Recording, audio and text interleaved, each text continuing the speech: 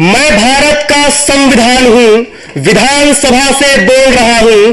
मैंने चुप कराए जुल्म के स्वर, अब आवाजें बनकर बोल रहा हूं।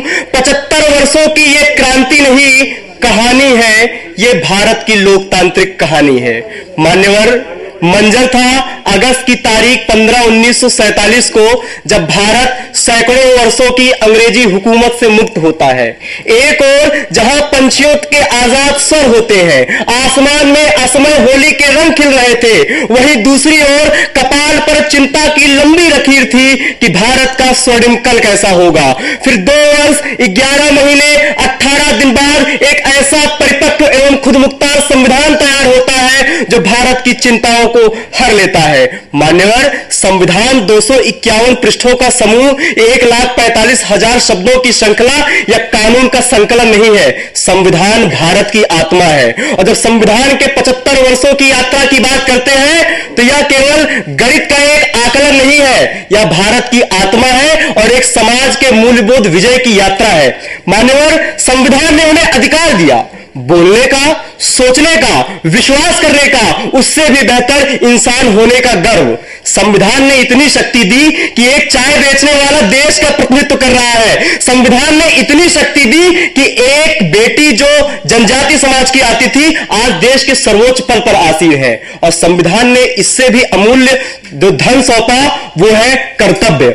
मान्यवर, अधिकार जो होता है वो शक्ति है, कर्तव्य जो है वो संस्कार होता है। हम सड़क पर अनुशासन से चलते हैं, वो कर्तव्य है। हम अपनी भूमिका को पूर्ण रूप से निभाते हैं, वो कर्तव्य है। हम अपने मताधिकार का प्रयोग करते हैं, वो कर्तव्य है। मान्यवर, ये केवल कानून का पालन नहीं, संविधान अपनी आत्मा को जी रहा है, इसका प्रत्यक्ष उदाहरण है। इसका प्रत्यक्ष उदाहरण है कि एक समय जहां बेटियों को शिक्षा नहीं मिलती थी, आज दिल्ली के विधानसभा में 30 प्रतिभागियों में 2/3 प्रतिभागी बेटियां हैं।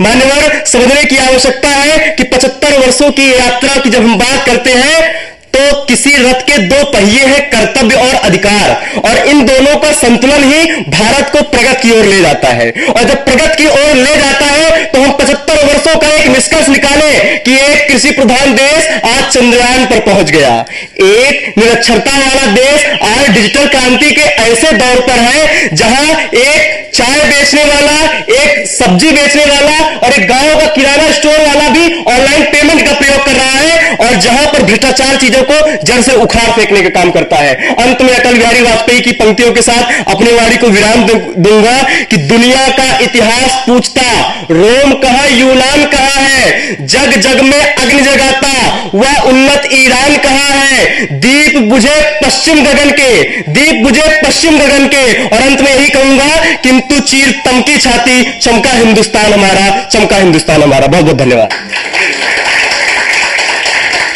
ये थे Rajneesh Kumar Shetty. The next speaker is Anargya M. Nair. Anargya